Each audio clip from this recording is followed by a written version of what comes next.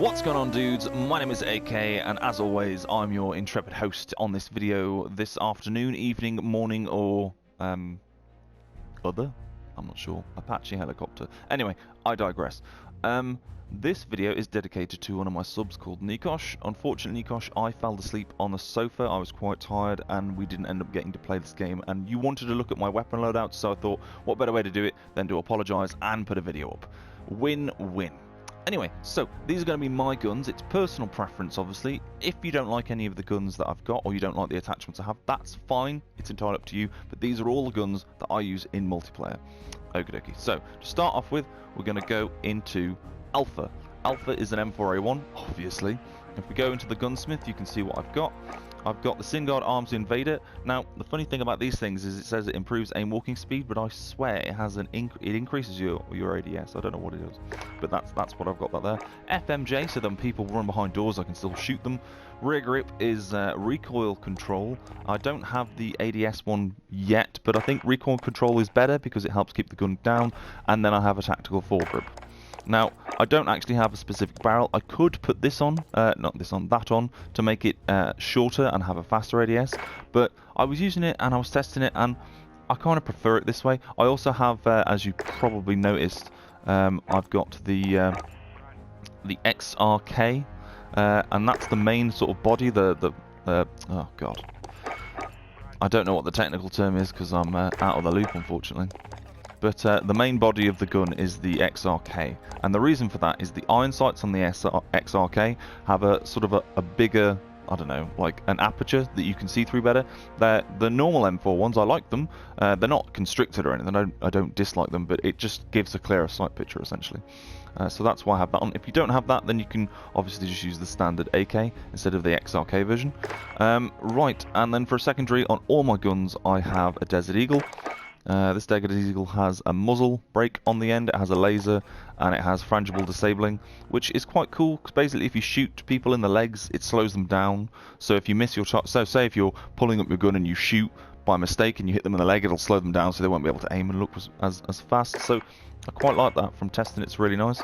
And then for perks, I have Scavenger and Ghost, and I have Tracker. Sometimes I have Shrapnel. I don't really use Battle Hardened as much, but I have used it and it is useful. I just try to, if I get flashed, I'll try to avoid it as much as I can. Like, if I see the flash grenade coming, I'll run around a corner and put a claymore down or something. Now, speaking of claymores that get a lot of hate because people put them in sneaky spots and they kill you. That is the point of a claymore. You put it in a sneaky spot, the person runs past, bam, they die. It's annoying because we get to respawn and everything else, but in real life you'd be dead, and whatever happens when you die would be what would happen, and it wouldn't matter. You could be pissed off about it if you like, but you can't complain to anyone, so it's fine. There's no world chat in IRL. But I have been using recently proximity mines, and the reason for proximity mines is that basically you can put them in even sneakier spots than you can put claymores, and when they explode they tend to get a kill, unless you put it on the edge of a corner and the person runs around the corner, then you're only going to get a bit of splash damage. But the other thing as well is they don't, so the claymores have little lasers, whereas the proximity mines do not have any laser in any way, shape or form, and to be fair, you don't notice them. You're not looking for a little round thing with a bit of red on it. It doesn't look like something that isn't out of place. If you put it in some grass, no one's going to see that, unless obviously they're running the perk that enables you to see that sort of stuff, which is EOD. I didn't know it because I don't really use it that much. Because getting killed by claymores, I can understand the frustration. I can, but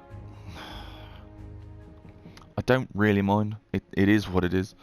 So then we go on to my secondary, which is the Scar. I'm trying to work on this a bit more so I can get a lighter barrel and whatever else. Normally, to increase mobility, I would not have a barrel on it, but I've noticed, especially with the Scar and some other guns, that having a longer barrel increases the damage range, which makes sense when you think about it. So you can sort of like get a 2-3 hit kill from further away, especially with the Odin. It's very good with the Odin.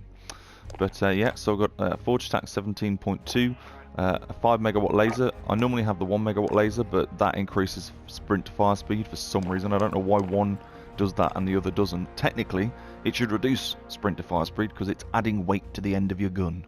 something you have to lug up. So that's a bit of random crap I don't understand. I haven't got any stock on it because the 2 stock options I've got are like basically garbage, make your gun garbage in every aspect that it needs to be good in, especially if it's a SCAR. And the other one lowers ADS speed just below the, you won't notice, it's not like a frame difference or anything, but it lowers it just below, which is like half a frame or whatever else. It's not that noticeable, but when you know the gun is very difficult at aiming down sights anyway, it's just easier to have the normal one on. And I know what you're going to say, AK, you're talking about A down sights, why don't you use the collapsible stock? Well, as I said, the normal stock, it allows you to have the accuracy and the control, but you also get the slight bonus to ADS. And then obviously the rear grip tape, we've got ADS speed. Now, for some reason, the grip tapes don't do the same thing that the stocks do in some respect. So if you've got aiming stability and aim walking steadiness on stocks, sometimes it increases mobility. But each attachment is different. And the weird thing is, each attachment works differently on different guns. So for instance, this might not be very appealing on this current setup, but if you change the setup and put it on, it might increase mobility and control. So it's really weird. But I use the tactical foregrip because it increases control to a small smidgen of ADS mobility. I don't really mind that. I understand that the commando foregrip is better overall because it increases, like, you know, your control of your gun. But on this, it appears to damage the control of the gun. So that's why the tactical foregrip is there. And then that's it, really. I don't have any charms or anything on this, although I might put pizza on there just because I've got pizza. Oh, and I've got some stickers as well, which are kind of weird, if I'm honest. 4 is that one. Okay, we'll put that on there then. That looks good. No. No. I think the pizza charm needs its own little plinth. It doesn't need to have anything behind it. Anyway, I digress. Pistol, again, Desert Eagle, Scavenger Ghost, Tracker, Claymores, and Smoke. I find that with the SCAR, I'm not camping as much. Like, the Claymore is placed on my flank, so as I move up, I place it somewhere that I know that an enemy might come through to come to where I'm going to be, or going to be heading. And then I use the smoke, obviously, if it's heavy fire, you can put it down. It's really good for domination. People don't use smoke in domination. It blocks thermal as well. It's really useful. People don't use it as much. Then I have my AK. Now, I can't remember how I set this up because I did have a kit with it on as is. And then I sort of changed the kit and used it for something else. Something that I find quite disgusting and cancerous, but unfortunately the new map that you can play is just basically shotguns everywhere. Everyone's using a shotgun, and funnily enough it's the 725, so I had to make a 725 kit, even though I really don't like using it. I just don't, it doesn't feel like a gun that's got skill. But in a situation where everyone else is using it, then that's the only time the gun becomes a skill gun, if that makes sense. So every time you do the new map, the shoot 'em up, or the shoot alley, or whatever it's called, I actually can't remember what the fuck it's called, I'm sorry. It just uses 725, and then this has got proximity and tactical stim.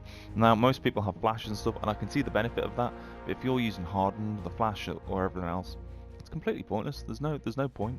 So the stim's better. If you get into a tough firefight, you can back off a bit, take a stim, everything's golden.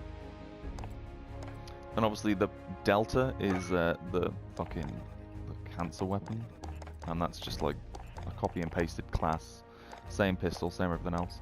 And then we get on to the pièce de résistance, one of my favourite guns in this game, and I don't know why it's so difficult to use. I know why it's difficult to use. I didn't mean that.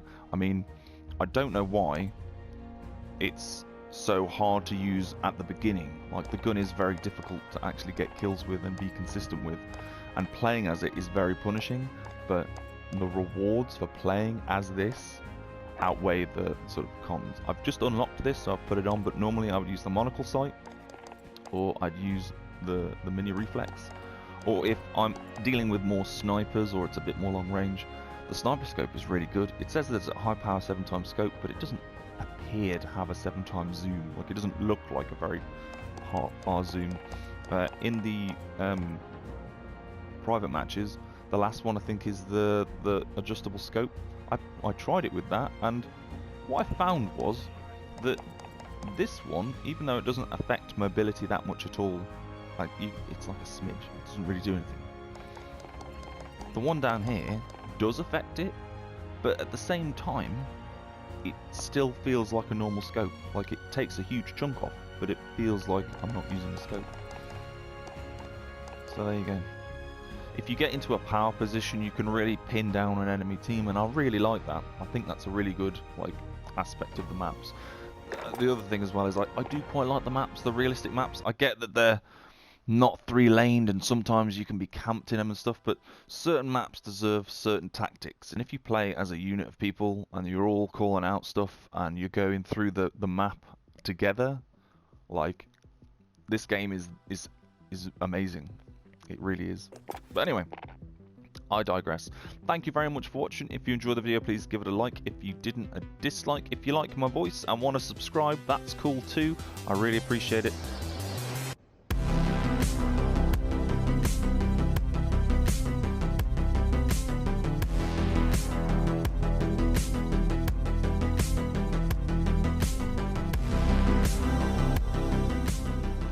Oh, you're still here? Well, that's great. I'm going to pop off, make a cup of tea, have a couple of cheap biscuits. Feel free to click on whatever video takes your fancy, really. Oh, and if you haven't already, hit that subscribe button and tickle your bell. That's about it. So, yeah, bye.